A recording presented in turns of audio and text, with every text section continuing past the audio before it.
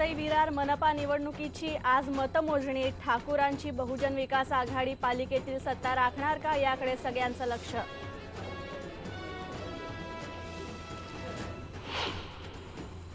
अजित पवार यांनी 73 एकर 7 गुंठे जमीन उपमुख्यमंत्री पदाचा गैरफायदा घेऊन शरद पवार अध्यक्ष असलेल्या संस्थेच्या नावाने हस्तांतर केली। शरद पवारांनी बारामतीत 73 एकर जमीन हडपली। आरटीआय कार्यकर्ते रवी बऱ्हाटे यांचा आरोप। सचिन तेंडुलकर सुद्धा रिटायर झाला, सुनील गावस्कर रिटायर झाला, पण आपल्या आधीचे रिटायर बरं स्कोर करताय का काही नाही, स्कोर 0। एमसीए निवडणुकीच्या पार्श्वभूमीवर उद्धव ठाकरेंची पवारांवर थेट टीका। तेंडुलकर गावस्कर रिटायर झाले, पण एमसीएचे अध्यक्ष काही पद सोडायला तयार नाहीत। छगन भुजबळ यांच्या विरोधात किरीट सोमय्या आणखी आक्रमक। इंडोनेशियातल्या कोळसा खाणी आणि हवाला कनेक्शन संबंधी अंमलबजावणी संचालनालयाकडे केली तक्रार। पेट्रोल पुन्हा 64 पैशांनी महागलं तर डिझेल दरात 1 रुपया 35 पैशांची घट। मध्यरात्रीपासून नवे दर लागू। एफटीआयआयचे नवनियुक्त अध्यक्ष गजेंद्र चौहान यांच्या नियुक्तीविरोधात देशभरातल्या संघटनांकडून पाठिंबा मिळत असल्याचा एफटीआय विद्यार्थ्यांचा दावा, तर हे आंदोलनच चूक असल्याचं गजेंद्र यांचं मत।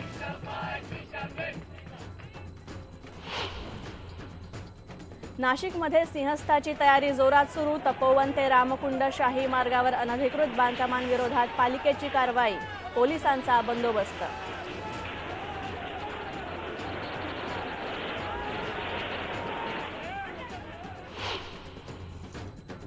आणि कोकण रेल्वेची पावसाळ्यापूर्वीची तयारी पूर्ण। दरडींवर लक्ष द्यायला ठेवले 260 कर्मचारी। व्हिजिबिलिटी वाढवण्यासाठी बोगद्यांमध्ये बसवले एलईडी लाईट्स।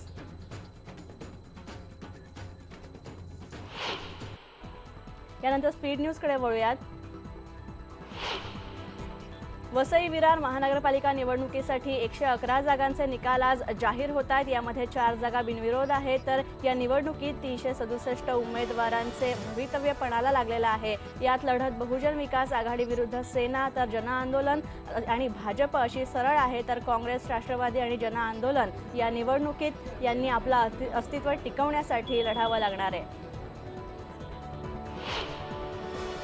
पदाचा गैरवापर करून शरद पवार आणि अजित पवार यांनी बारामतीत एका संस्थेची जमीन हडपल्याचा आरोप आरटीआय कार्यकर्ते राजेंद्र बऱ्हाटे यांनी केलेला आहे। बारामतीतल्या कृषी उद्योग मूल शिक्षण संस्थेच्या 73 एकर जमीन पवारांनी हडपली असं त्यांनी म्हटलंय, तर संस्थेची सरकारी जमीन विद्या प्रतिष्ठान या पवार यांच्या संस्थेला फक्त 1,28,39,250 रुपयात विकल्याचं दाखवण्यात आलंय। मात्र सरकारी हिशेब आणि रेडी रेकनरचे रेट याप्रमाणे जमिनीची 2014 साली 13 कोटींपेक्षा जास्त किंमत असल्याचा दावा त्यांनी केलाय।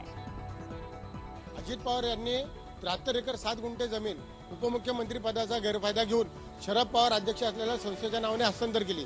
याकरिता त्यांनी धर्मादाय आयुक्त यांच्याकडे कलम 36 प्रमाणे परवानगी घेतली आहे का नाही, या बाबतीत माहिती अधिकाऱ्याला माहिती मागितली असता धर्मादाय आयुक्तांनी मला लेखी स्वरूपात लिहून दिलं की शरद पवार अजित पवार यांनी कलम 36 ची परवानगी घेतलेली नाहीये। शरद पवार, अजित पवार, जिल्हाधिकारी सौरभराव व इतर सर्व आरोपींसह गृहमंत्री देवेंद्र फडणवीस यांच्या विरुद्ध देखील मी क्रिमिनल रिट पिटिशन उच्च न्यायालयात दाखल करून कायदेशीर कारवाईची मागणी करणार आहे। एमसीएची निवडणुकीला अवघे 48 तास उरले असताना उद्धव ठाकरे यांनी एमसीएच्या मतदारांना क्रिकेट फर्स्ट गटाला निवडून देण्याचं आवाहन केलंय। तसंच यावेळी त्यांनी थेट पवारांवर टीका सुद्धा केली। सचिन गावस्कर रिटायर झाले, पण अध्यक्ष काही रिटायर व्हायला तयार नाहीत अशी थेट टीका त्यांनी केली। तसंच मुंबईत क्रिकेटला जुने दिवस परत आणायचे असतील तर क्रिकेट फर्स्ट गटालाच बहुमतानं निवडून द्या असं आवाहन त्यांनी केलं। एमसीएची निवडणूक 17 जूनला होते, त्याआधी ते मतदारांशी बोलत होते। अगदी सचिन तेंडुलकर सुद्धा रिटायर झाला, सुनील गावस्कर रिटायर झाला, पण आपल्या आधीचे रिटायर बरं स्कोर करताय का काही नाही, स्कोर 0। म्हणजे किती विकेट, किती त्याने इनिंग्स द्या, स्कोर 0 आहे। विकेट बॅट सगळं बांधलंय आणि उभे। भ्रष्टाचाराचे आरोप मागे लागलेले राष्ट्रवादीचे नेते छगन भुजबळ आता आणखी अडचणीत येण्याची शक्यता आहे। भाजपचे खासदार किरीट सोमय्या यांनी भुजबळ आणि त्यांच्या कुटुंबियांविरोधात अंमलबजावणी संचालनालयाकडे तक्रार केलेली आहे। इंडोनेशियातल्या कोळसा खाणी आणि हवाला कनेक्शन प्रकरणी सोमय्या यांनी तक्रार केली आहे, तर भुजबळ आणि हवाला किंग अनिल वस्तावाडे यांचा संबंध तपशील किरीट सोमय्या यांनी अंमलबजावणी संचालनालयाकडे जाहीर केला आहे। अंमलबजावणी संचालनालयाने या प्रकरणी चौकशी करण्याचं ठरवलं तर भुजबळ अडचणीत येतील।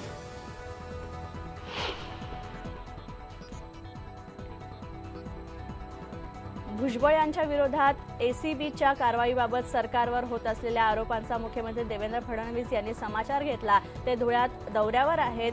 महाराष्ट्र सदन प्रकरणात सर्व दोषींवर कारवाई होईल, तसंच कुठल्याही राजकीय आकस अथवा द्वेष नाहीये, त्यामुळे विरोधकांच्या आरोपात तथ्य नाही असं ते म्हणाले। मुख्यमंत्री देवेंद्र फडणवीस यांच्या नागपुरातल्या कायदा आणि सुव्यवस्थेचे वारंवार धंडवडे निघतायत, कारण आता नागपूर सेंट्रल जेलच्या समोरून खुनाच्या आरोपात शिक्षा झालेला आरोपी फरार झालेला आहे। पुरुषोत्तम भोयर असं त्याचं नाव आहे। पुरुषोत्तम भोयर याला खुल्या कारागृहात ठेवण्यात आलं होतं। काही दिवसांपूर्वी 5 कैदी फरार झाल्यामुळे नागपूर सेंट्रल जेल चर्चेत आलंय।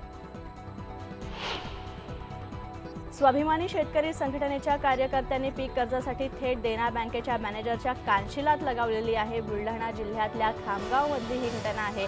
पीक कर्जाच्या पुनर्गठनाला नकार दिल्यानं स्वाभिमानीच्या कार्यकर्त्यांनी त्याला मारहाण केली। पीक कर्जासाठी बँक मॅनेजर शेतकऱ्यांची अडवणूक करत असल्याचा आरोप यावेळी संघटनेचे जिल्हाध्यक्ष कैलास फाटे यांनी केला। स्वाभिमानीच्या कार्यकर्त्यांनी बँक मॅनेजरला घेराव घालून मारहाण केली।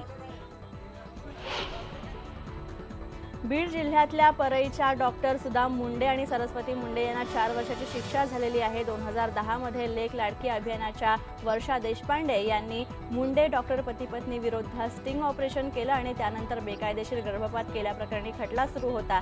यात त्यांच्यावर 10 कलमान्वये 4 वर्षाच्या सक्तवसुलीची शिक्षा त्यांना सुनावणीत आली, तसंच 80,000 रुपयांचा दंड सुद्धा त्यांना ठोठावण्यात आलाय। सिंहस्थ कुंभमेळा महिनाभरावर येऊन ठेपला असून त्या दृष्टीनं जिल्हा प्रशासन कामं उरकण्याच्या तयारीत आहे। याचाच भाग म्हणून नाशिक नगर महापालिका अधिकाऱ्यांनी पोलिसांचा मोठा फौजफाटा तपोवन ते रामकुंड शाही मार्गावर असलेली अनधिकृत बांधकामे पाडण्यात तैनात करण्यात आलेला आहे। तसंच कुंभमेळ्यात चिंगराचिंगरीची घटना होऊन यात 29 भाविकांचा मृत्यू झाला होता। या घटनेची पुनरावृत्ती होऊ नये यासाठी प्रशासनाने खबरदारी घेतली आहे। राज्यात शेतकरी आत्महत्या, दुष्काळ यासारख्या महत्त्वाच्या प्रश्नांसाठी तरतुदी करण्याऐवजी राज्य सरकार कुंभमेळ्यावर 2,500 कोटी रुपये खर्च करत आहे, ज्यात मिथकांवर चर्चा होते। जिथे अनिष्ट प्रथा राबवल्या जातात तिथे जीवनाचा भाग या नावाखाली अंमली पदार्थांचा वापर होतो। अशा कुंभमेळ्याची गरज काय? राज्य सरकार का यावर खर्च करतंय असा सवाल महाराष्ट्र अंधश्रद्धा निर्मूलन समितीचे कार्याध्यक्ष अविनाश पाटील यांनी विचारलाय। बदलापूर येथील इंदगाव परिसरात असलेल्या आश्रमावर हल्ला केल्याप्रकरणी नगरसेवक आशिष दामले याला 15 जूनपर्यंत पोलीस कोठडी सुनावण्यात आलेली आहे। तसंच दामले यांना उल्हासनगरच्या न्यायालयात हजर करण्यात आले असता न्यायालयीन कोठडीत रवानगी त्याची करण्यात आली। तसंच 2 जूनला नगरसेवक आशिष दामले आणि त्याचे सहकारी यांनी इंदगाव आश्रमावर हल्ला करून तोडफोड केली होती। या घटनेनंतर तब्बल 8 दिवसांनी मध्य प्रदेशच्या ओरसा इथून दामलेला अटक करण्यात आली आहे। शाळेचा काल पहिला दिवस होता, मात्र दुसरीकडे पुण्यातल्या एका शाळेनं 11 शिक्षकांनाच काढून टाकलंय। 11 शिक्षकांना बळजबरीने राजीनामा द्यायला लावलेला आहे या शाळेनं। तसंच हा धक्कादायक प्रकार पुण्याच्या अथर्व विद्यालयात घडला। पालकांनी पुणे महापालिकेच्या शिक्षण अधिकाऱ्यांकडे तक्रार केल्यानंतर हा प्रकार उघडकीस आला। कोथरूड परिसरात सुतारदरा येथे सिंधू विद्या प्रसारक मंडळाचं हे अथर्व विद्यालय आहे। कोणतंही कारण न देता शिक्षकांकडून राजीनामे मागण्यात आलेत। सेवेत पुन्हा रुजू करण्याकरता शिक्षकांकडे लाखो रुपयांची मागणी करत असल्याचा आरोप सुद्धा या शिक्षकांनी केलाय। फिल्म अँड टेलिव्हिजन इन्स्टिट्यूट म्हणजेच FTIIचे नवनियुक्त अध्यक्ष गजेंद्र चौहान यांच्या नियुक्तीविरोधात तिथल्या विद्यार्थ्यांचं आंदोलन सुरूच आहे. चौहान हे BJPचे सदस्य आहेत आणि महाभारत मालिकेत युधिष्ठिराची भूमिका त्यांनी केली होती. त्यांच्या नियुक्तीला विरोध करणाऱ्या या विद्यार्थ्यांनी पुण्यामध्ये पत्रकार परिषद घेतली. चौहान यांच्याकडे कुठलीच दूरदृष्टी नाही असं त्यांचं म्हणणं आहे. देशभरातल्या वेगवेगळ्या विद्यार्थी संघटनांकडून या आंदोलनाला पाठिंबा मिळाल्याचंही विद्यार्थ्यांनी म्हटलंय. रेल्वेचं तिकीट कन्फर्म न झाल्यानं नांदेड जिल्ह्यातल्या 4 आमदारांनी देवगिरी एक्सप्रेस गाडी 1.5 तास रोखली. सेनेचे आमदार हेमंत पाटील, सुभाष साबणे आणि काँग्रेसचे आमदार DP सावंत तसंच वसंत चव्हाण, वसमतचे आमदार मुंदडा हे जण नांदेडहून देवगिरी एक्सप्रेसने मुंबईला जाण्यासाठी स्टेशनवर पोहोचले. मात्र सिकंदराबाद मुंबई ही देवगिरी एक्सप्रेस नांदेड रेल्वे स्टेशनहून सुटते. हे सर्व आमदार स्टेशनवर पोहोचले पण आपलं तिकीट कन्फर्म नाही हे समजल्यावर ते संतापले आणि त्यांनी गाडी रोखली. 2 दिवस हुलकावणी देणाऱ्या पावसाचं अखेर नांदेड जिल्ह्यात जोरदार आगमन झालं. गेल्या 6 दिवसांपासून कमी अधिक प्रमाणात नांदेड जिल्ह्यात पाऊस सुरू आहे. सोमवारी सकाळपासूनच ढगाळ वातावरण आहे. दुपारी शहर आणि परिसरात सरी बरसल्या. त्यानंतर पावसानं जोर धरला आणि दुपारी 2 ते 4च्या सुमारास पाऊस सुरू झाला. 9.58 मिलीमीटर पावसाची नोंद झाली आहे. तसंच अर्धापूर, हिमायतनगर, माहूर, किनवट आणि मुदखेड या तालुक्यांना पावसानं झोडून काढलंय. सकाळच्या उघडीपीनंतर वर्धा जिल्ह्यात संध्याकाळी पावसाला सुरुवात झाली. काल रात्री वर्ध्यात वादळी वाऱ्यासह पाऊस झाला पण पावसानं सकाळी 4 तासांची उघडीप घेतली. त्यानंतर पुन्हा शहराबरोबर जिल्ह्यात पाऊस पडायला सुरुवात झाली तर काही भागात रिमझिम पाऊस पडत असून काही भागात ढगाळ वातावरण आहे. पावसाला सुरुवात झाल्यानं बळीराजा खुश आहे. सोमवारपासून मुंबईतल्या शाळा सुरू झाल्या आणि शिक्षण मंत्री विनोद तावडे यांनी शाळांच्या पहिल्याच दिवशी मुलांशी संवाद साधला. शिवसेनेनं सुरू केलेल्या व्हर्च्युअल क्लासेसमधून त्यांनी एकाच ठिकाणाहून 480 शाळेतील विद्यार्थ्यांशी संवाद साधला आणि त्यांच्या मनातले प्रश्न जाणून घेतले. याच प्रसंगी विनोद तावडे यांनी कोल्हापूरच्या 10वीमध्ये 35% मार्क मिळवणाऱ्या इंद्रजित मोरेला शिक्षणासाठी प्रोत्साहन देण्यासाठी सायकल भेट दिली जाणार असल्याचंही सांगितलं.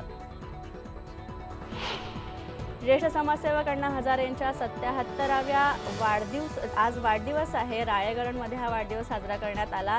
यावेळी रक्तदान शिबिर, व्याख्यानांसह अनेक सामाजिक उपक्रमांचं आयोजन करण्यात आलं. यावेळी महिलांनी अण्णांचं औक्षण करत अभिष्टचिंतन केलं. वाढदिवसानिमित्त अण्णांनी मुख्यमंत्री देवेंद्र फडणवीस, आर्ट ऑफ लिव्हिंगचे श्री रविशंकर आणि दिल्लीचे मुख्यमंत्री अरविंद केजरीवाल यांच्यासह अनेक मान्यवरांनी त्यांना शुभेच्छा दिल्या. मी कधी वाढदिवस साजरा करत नाही पण नागरिकांच्या प्रेमाचं हे प्रतीक आहे असं ते म्हणाले. यावेळी अण्णांनी भ्रष्टाचारी लोकप्रतिनिधी आणि अधिकाऱ्यांचा समाचार घेतला. उन्हाळ्यात मराठवाड्यात पाणी टंचाई आणि उकाडा पुरता परेशान करतो. मात्र आता पाऊस सुरू झालाय आणि मराठवाड्याला हायसं वाटू लागलंय. पावसाळ्यात आता अनेक ठिकाणी पाणी साचायला सुरुवात झालेली आहे. अनेक दिवसांपासून मोठ्या प्रमाणावर पाणी साचलंय. तसंच औरंगाबादकरांना दिलासा देत नव्हतं. त्याच्यामुळे आता महेशमाळ भागात नागरिकांनी गर्दी करायला सुरुवात केलेली आहे. महेशमाळ हे मराठवाड्याचं माथेरान मानलं जातं. उन्हाळा आणि पाणी टंचाईमुळे औरंगाबादकर महेशमाळकडे फिरकले नव्हते. मात्र आता पाऊस सुरू झाल्यानं नागरिक तिकडे वळलेत. वाहनधारकांच्या खिशाला पुन्हा कात्री लागली आहे. पेट्रोलच्या दरात 64 पैसे प्रति लिटरने वाढ झाली आहे तर डिझेल धारकांना दिलासा मिळाला. डिझेलच्या दरात ₹1.35 कपात करण्यात आली आहे. कालपासून हे दर लागू झाले. परराष्ट्र मंत्री सुषमा स्वराज यांनी IPLचे माजी चेअरमन ललित मोदी यांना ब्रिटनमधून बाहेर काढण्यासाठी मदत केली आहे. या मुद्द्यावरून काँग्रेस आजही आक्रमक पवित्र्यात आहे. सुषमा स्वराज यांनी मोदी यांच्या सांगण्यावरून ललित मोदी यांना मदत केली का असा सवाल काँग्रेस विचारतंय. तसंच मोदींच्या आचरणाकडे बघायला हवं असं सुद्धा काँग्रेसनं म्हटलंय. तर पंतप्रधानांनी सुषमा स्वराज यांची हकालपट्टी करायला हवी अशी मागणी सुद्धा राहुल गांधींनी केली. दुसरीकडे नवी दिल्लीमध्ये काँग्रेसच्या कार्यकर्त्यांनी सुषमा स्वराज यांच्या घराबाहेर निदर्शनं केली. स्वराज यांनी राजीनामा द्यावा अशी मागणी त्यांनी केली. तसंच युवा काँग्रेसनंही निदर्शनात सहभाग घेतला. पोलिसांनी त्याला अडवल्यानंतर कार्यकर्ते घोषणाबाजी करायला सुरुवात करत होते.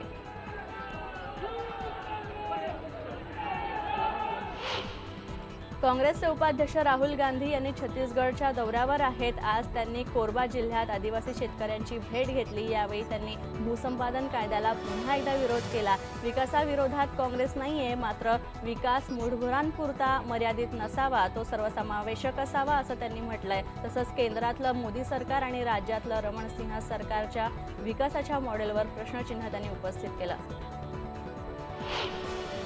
काश्मीरमधल्या बारामुल्ला जिल्ह्यात एकेकाळी दहशतवादी असलेल्या व्यक्तींची हत्या करण्यात आली होती. एजाज अहमद रेशी याला मांडजी भागात गोळ्या घालून ठार करण्यात आलं.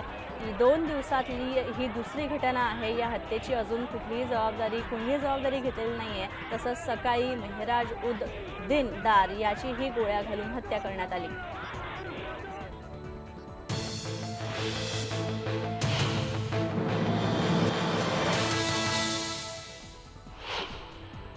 येमेनमध्ये अल कायदाचा एक मोठा दहशतवादी मारला गेला अशी माहिती आहे. अमेरिकेनं अजून याची पुष्टी केली नाहीये. नासिर अल वुहायशी असं या दहशतवाद्याचं नाव आहे. येमेनच्या हद्रामुट भागात केलेल्या ड्रोन हल्ल्यामध्ये हा मारला गेला आहे. तसंच येमेनच्या सुरक्षा अधिकाऱ्यांनी ही माहिती दिली आहे.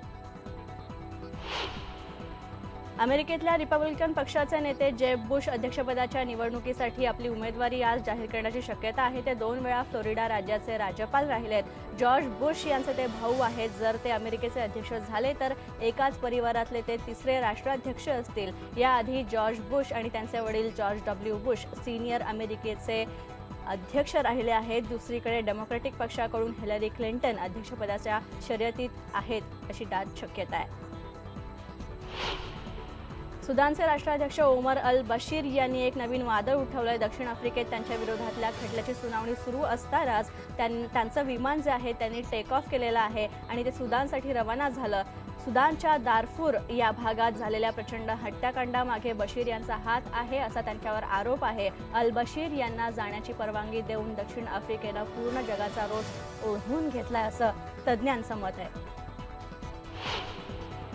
3 महिन्यांपूर्वी फ्रान्समध्ये जर्मनविंग्स एअरलाइन्सचं विमान कोसळलं होतं. यातल्या स्पेनच्या 32 प्रवाशांचे अवशेष स्पेनला काल नेण्यात आले. लुफ्तांझाच्या एका विशेष विमानानं हे अवशेष बार्सिलोनामध्ये नेण्यात आले. या दुर्घटनेत विमानातले सर्व 150 प्रवासी दगावले होते. त्यानंतर हा अपघात नसून को पायलटनंच विमान कोसळलं होतं असं निष्पन्न झालं होतं. फ्रान्सच्या नांतेस शहरात 19व्या शतकातल्या एका चर्चला आग लागली. सोमवारी सकाळच्या मासनंतर ही आग लागली. सुदैवानं सर्वांना वेळेत बाहेर काढण्यात यश आलं, त्यामुळे कुठलीही जीवितहानी झाली नाहीये. अग्निशमन दलाचे 40 बंब आणि एक विमान आग विझवण्यासाठी वापरलं गेलं, पण चर्चचं नुकसान मात्र झालंय. त्याचं छत पूर्णपणे खाक झालंय.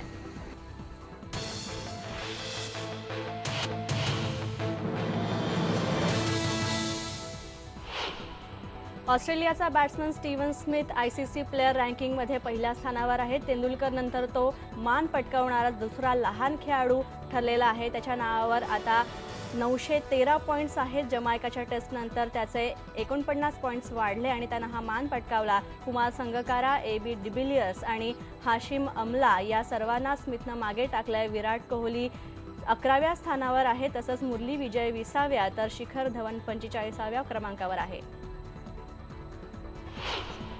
श्रीलंकेचा स्टार बॅट्समन कुमार संगकारा वर्षाच्या उत्तरार्धात टेस्ट क्रिकेटमधून निवृत्त होण्याची चिन्ह आहेत. ऑगस्ट महिन्यात भारत आणि श्रीलंकेमध्ये 3 टेस्ट मॅचेस आहेत. यातल्या पहिल्या टेस्टनंतरच तो निवृत्त होईल अशी शक्यता आहे. त्यामुळे मॅच आता संगकाराच्या शहरात म्हणजे कँडीमध्ये खेळवली जाण्याची शक्यता आहे. 12,000हून जास्त रन्स, 38 शतक आणि 58वर असलेलं ॲव्हरेज हे संगकाराचं यशस्वी फलंदाजाचं प्रतीक म्हणून मानलं जातं.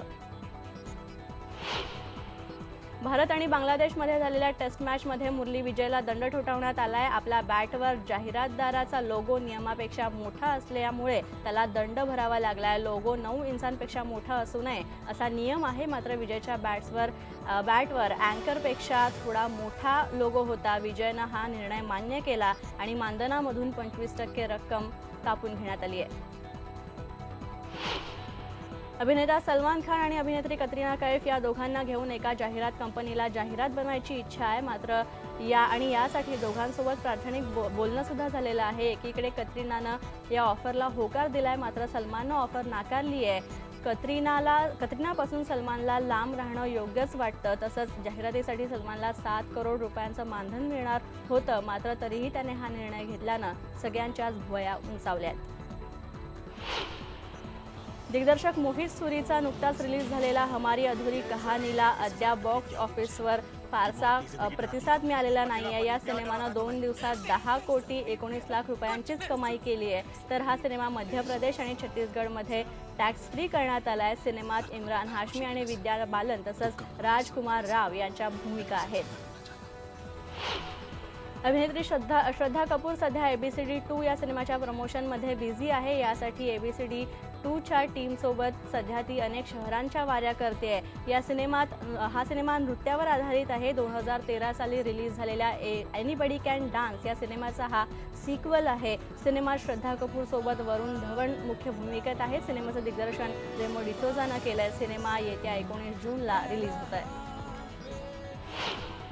बिग बी अमिताभ बच्चन आता लवकरच एका ॲनिमेटेड सुपर हिरोच्या रूपात आपल्या भेटीला येणार आहेत. ऑस्ट्रा हे त्यांचं कॅरेक्टर असून ॲनिमेशनच्या विश्वात अमिताभ यांचं पदार्पण असेल. ऑस्ट्रा हे एक वेगळ्या विश्वातून आलेला सुपर हिरो भारतात अनेक वर्ष अडकलेला असतो, ज्याला 8 वर्षांची जुळी मुलं आणि या जोखडातून मुक्त करतात. डिझने वाहिनीवर ऑस्ट्रा फोर्स ही 52 एपिसोड्सची मालिका 2017 साली प्रसारित करण्यात येईल. तसंच ग्राफिक इंडिया कंपनीसोबत अमिताभ स्वतः प्रोजेक्टची निर्मिती सुद्धा करणार आहे.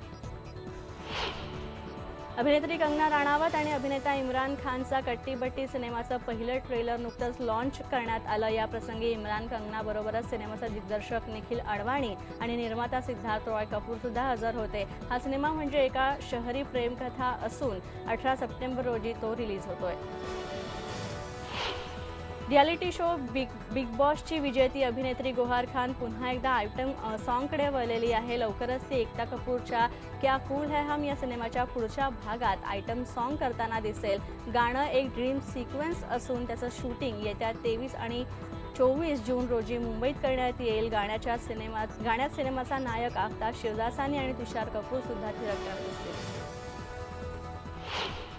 अभिनेत्री अनुष्का शर्मासाठी मल्टी हिरोईन सिनेमे काही नवे नाहीत. मग तो कतरिना कैफ सोबत जब तक है जहां असो किंवा प्रियांका चोप्रा सोबत केलेला दिल धडकने दो असो. कारण आता करण जोहर ए दिल है मुश्किल ऐश्वर्या राय सोबत मध्ये ती काम करताना दिसणार आहे. तर यासाठी ती फार आनंदात असून ऐश्वर्यासोबत काम करण्याची संधी मिळणार असल्यानं ती कमालीची उत्सुक आहे. लहानपणापासूनच ऐश्वर्याची आपण फॅन असल्याचं तिने म्हटलेलं आहे. तसंच ही सुवर्ण संधी तिने हातातून जाऊ दिली नाही. सिनेमात ॲश आणि ती फार तर एका सीनमध्ये एकत्र असतील. सिनेमात ॲश आणि अनुष्कासोबत रणबीर कपूरचंही महत्त्वाची भूमिका आहे.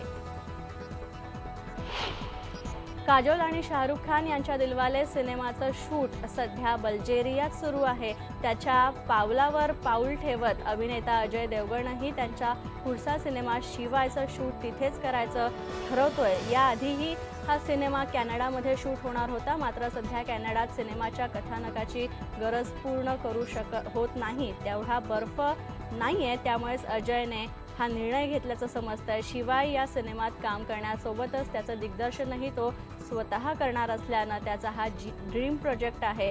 2016 मध्ये याचं शूट सुरू होईल. यानंतर इतर बातम्यांकडे वळूया. डिसेंबर सुरू झाला की डोक्यावर हंडे घेऊन पाण्यासाठी रानमाळ हिंडणाऱ्या महिला हमखास परभणीच्या भोगाव साबळे इथं दिसायच्या. गावाच्या 5वीला पुजलेल्या पाणी टंचाईवर कायमची मात करण्यासाठी उपाय जो आहे तो गावकऱ्यांना सापडलेला आहे. जलयुक्त शिवार अभियानामुळे भोगाव परिसराचं चित्रच पालटलेलं आहे. काही दिवसांपूर्वी पडलेल्या पावसाचं पाणी गावच्या तळ्यात आणि नाल्यात साचल्यानं आता पाण्याची वणवण जी आहे ती थांबली आहे. कोरड्या पडलेल्या विहिरी, ओढे, नाले काही दिवसांपूर्वी हे चित्र होतं परभणीच्या भोगाव गावचं. पण आता मात्र परिस्थिती पालटली आहे आणि जलयुक्त शिवार अभियानानं 170 गावांमध्ये 63 कोटींची कामं झाली आणि गावची पाणी टंचाई दूर झाली. या गावामध्ये 6 नाला खलीकरणाच्या माध्यमातून जवळपास 60 TCM पाण्याचा साठा इथं झालेला असून या 6 नाल्याच्या खोलीकरणापासून जवळपास 6000 लिटर पाण्याची उपलब्धता ग्रामस्थांसाठी होणार आहे. लोकसहभागामधून जवळपास 1 ते 1.25 कोटीचा गाळ लोकसहभागामधून निघाला आणि हे गाळ निघाल्याच्या नंतर हे जे आपल्याला दिसतं हे पाणी माझ्याकडे 48,600 घनमीटर हा गाळ निघून पडलेला आहे आणि त्याचे परिणाम आम्हाला लागलीच पाहायला मिळेल. हे एकच अवकाळी पाऊस माझ्याकडे पडलेला आहे आणि त्याचं पाणी एवढं आमच्याकडे सध्या साचलेलं आहे. परभणी जिल्ह्यात 2-3 वर्षांपासून पावसाची सरासरी कमी झाली आहे. 840 गावांमध्ये तीव्र पाणी टंचाई निर्माण झाली आहे. पाण्याची पातळीही 3 मीटरनं घटली आहे.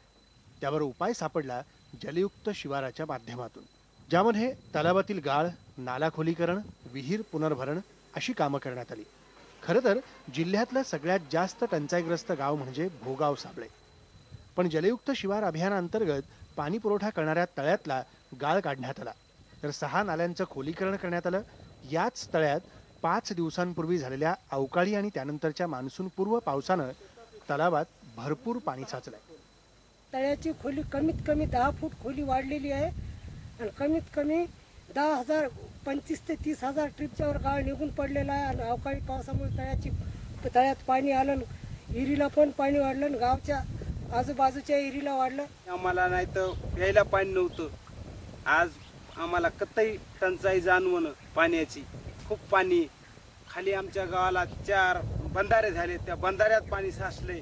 त्या बंधाऱ्यामुळे पण विहिरीला पाणी वाढलंय. जिल्ह्यातल्या सगळ्यात जास्त पाणी टंचाई असलेल्या गावाचा जलयुक्त शिवार अभियानानं संपूर्ण कायापालट केलाय. पंकज क्षीरसागर, IBN लोकमत, परभणी. पावसाळा म्हटलं की कोकण रेल्वेच्या मार्गावरचे अपघात, दरडी कोसळणं आणि गाड्यांचं वेळापत्रक कोलमडणं हे आपल्याला आठवतं आणि धडकी भरते. पण यावेळी कोकण रेल्वेनं बरीच तयारी केली आहे, निदान असा दावा तरी कोकण रेल्वे करते. या मार्गावर आपल्याला घेऊन जात आहेत आमचे ब्युरो चीफ दिनेश केळुसकर. मान्सूनसाठी कोकण रेल्वे सज्ज झालेली आहे आणि कोकण रेल्वेचे ज्या उपाययोजना आहेत त्या आपण बघतो आहोत. इथे हे जे जागा आहे ही शिंदे आंबेरी रत्नागिरी जिल्ह्यातली आणि या शिंदे आंबेरीतल्या या 2 बोगद्यांमधलं हे कटिंग आहे. यावेळी या कटिंग हे रुंद करण्यात आलेलं आहे, काम करण्यात आलेलं आहे या कटिंगचं आणि पावसाळ्यामध्ये अनेक उपाययोजना कोकण रेल्वे करते. तशा प्रकारची ही उपाययोजना आहे आणि इथे 2 टनेलच्या मध्ये हा एवढाच जो भाग आहे तो आता इथे रुंद करण्यात आलेला आहे की जेणेकरून इथली माती पुन्हा ट्रॅकवर येऊ नये किंवा दगड येऊ नये यासाठी ही उपाययोजना आहेत. कोकण रेल्वेने अनेक उपाययोजना केलेल्या आहेत. एकूण 47 ठिकाणं अशी आहेत, रोह्यापासून ते अगदी टोकूरपर्यंत अशी 47 ठिकाणं आहेत आणि या 47 ठिकाणांपैकी जी काही 2-3 अतिसंवेदनशील ठिकाणं आहेत त्या ठिकाणी 24 तास पेट्रोलमन तैनात ठेवण्यात आलेले आहेत. गस्ती घालतात हे लोक रात्रंदिवस. 259 पेट्रोलमन या भागामध्ये तैनात करण्यात आलेले आहेत. आणि कसं आहे कोकण रेल्वेचं मान्सून प्रिपरेशन ते आपण बघूया. कोकण रेल्वे मार्गावर एकूण 91 बोगदे आहेत आणि असे जे बोगदे आहेत आपण बघतो आहोत त्या बोगद्यांमध्ये यावर्षीपासून कोकण रेल्वेने एक नवीन यंत्रणा सुरू केलेली आहे. माझ्या मागे तुम्हाला दिसतील LED लाईट्स. हे LED लाईट्स अशा प्रकारचे कोकण रेल्वेने यंदापासूनच प्रत्येक बोगद्यामध्ये लावलेले आहेत. जवळपास 85 ते 90% बोगद्यांमध्ये असे LED लाईट्स लावलेत. यामुळे विजेची बचत तर होतेच, शिवाय बोगद्यांमध्ये प्रकाशही मंद असतो आणि सिग्नल जो असतो बोगद्यानंतरचा त्याचीही विजिबिलिटी वाढते. त्यामुळे पावसाळ्यात मोटरमनला कमी त्रास होणार आहे. कोकण रेल्वेचे रिजनल रेल्वे मॅनेजर आपल्याबरोबर आहेत. निकम साहेब, खरं तर किती आता पावसाळ्याचं टाइम टेबल तुमचं 10 जूनपासून सुरू झालेलं आहे, किती वेग आहे कोकण रेल्वेचा आता आणि ट्रॅक काय काय ठिकाणी? आपल्याकडे रोहा ते वीर सेक्शनमध्ये 90 kmph स्पीड आहे. वीर ते वैभवडी सेक्शनमध्ये 75 kmph स्पीड आहे आणि वैभवडीच्या पुढे आपला जो सेक्शन महाराष्ट्र रिजनमध्ये तिथं 90 kmph स्पीड आहे. आता या दरडी आहेत म्हणजे ज्या कटिंग व्हायच्या आहेत तिथे काय योजना केलेल्या आहेत किंवा काय प्रिकॉशन घेतलेल्या आहेत? विशेषतः आपण जे लोकेशन आयडेंटिफाय केली तर ते 24 तास पहारा ठेवलेला आहे. त्यामध्ये 260 आपले ट्रॅकमन आपण त्यामध्ये कामी केलेले आहेत आणि या व्यतिरिक्त रात्रीच्या शिफ्टमध्ये आपण एक एक्स्ट्रा लेबर त्या ठिकाणी प्रोव्हाइड करतो. रेस्क्यूसाठी काही विशेष तजवीज करण्यात आली आहे का? रेस्क्यूसाठी आपण जसं चिपळूण, नांदगाव आणि रत्नागिरी इथं BFRवर एक आपण पोकलेन लोड करून ठेवतो. गरज पडली तर योग्य त्यावेळी आपण त्याचा मुवमेंट करतो. आणि जी मशिनरीज आपण सर्व कॉन्ट्रॅक्टर्सचे नंबर आपल्याकडे असतात, सर्वांना मशिनरी सज्ज ठेवण्यात आलेली असते. काही अपघात जरी झाला किंवा एखादी घटना घडली तरी ते लवकरात लवकर आपण तिथं पोहोचून त्यापासून योग्य त्या उपाययोजना करून जो रेल्वे प्रवास आहे पावसाळ्यामध्ये तो सुरक्षित आणि अखंडित राहावा यासाठी आपण विशेष प्रयत्न करू. धन्यवाद निकम साहेब आमच्याशी बोलल्याबद्दल. पावसाळा आहे आणि पावसाळ्यात यावर्षी 10 जून पासून टाइम टेबल सुरू झालेलं आहे. 2-3 वर्षापासून कोकण रेल्वे समोर इथे कमी आव्हान आहेत दरडी कोसळण्याची, फारसे प्रकार घडले नाहीत. यावर्षीचा सुद्धा पावसाळ्यातला कोकण रेल्वेचा प्रवास लोकांना सुखकर होईल आणि आपत्ती कुठले येणार नाही अशी अपेक्षा कोकणवासी आणि सगळेच रेल्वेचे प्रवासी आणि कर्मचारी सुद्धा व्यक्त करत आहेत. व्हिडिओ जर्नलिस्ट विजय बासुतकरसह दिनेश केळुसकर, IBN लोकमत, रत्नागिरी.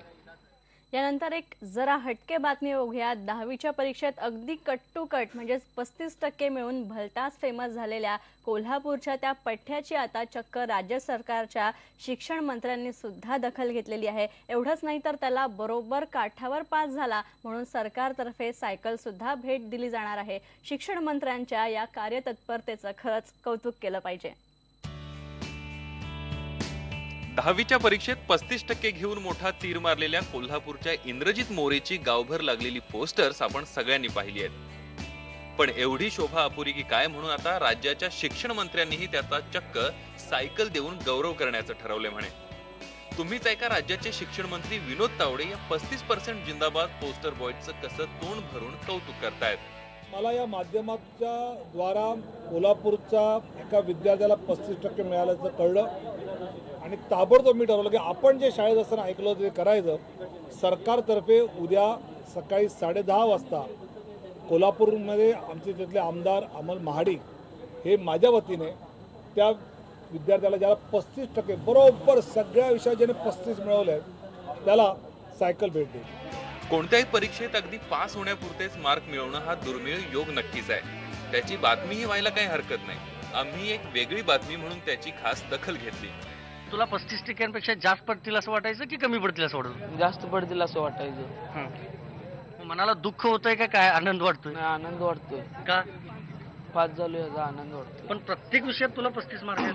हो, मग त्याचाच आनंद वाटतोय. आता कधी नव्हे ते 35% मिळाले म्हटल्यावर या कोल्हापुरी भावाची सर्वदूर चर्चा तर होणारच होती आणि ती झाली देखील. पण काठावर पास होण्याच्या पराक्रमाबद्दल थेट शिक्षण मंत्र्यांनी या पठ्ठ्याचा सायकल देऊन यथोचित गौरव करणं म्हणजे जरा जास्तीच झालं नाही का? थोडक्यात काय तर पोऱ्या नंबरी तर मंत्री 10 नंबरी असंच खेदानं नमूद करावं लागेल.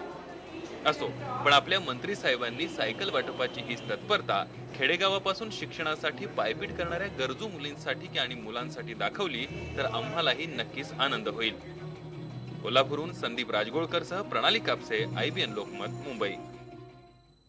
यानंतर इथेच थांबूया, पण बातम्यांचा ओघ IBN लोकमतवर असाच सुरू राहील. अचूक बातमी, ठाम मत, पहा फक्त IBN लोकमत.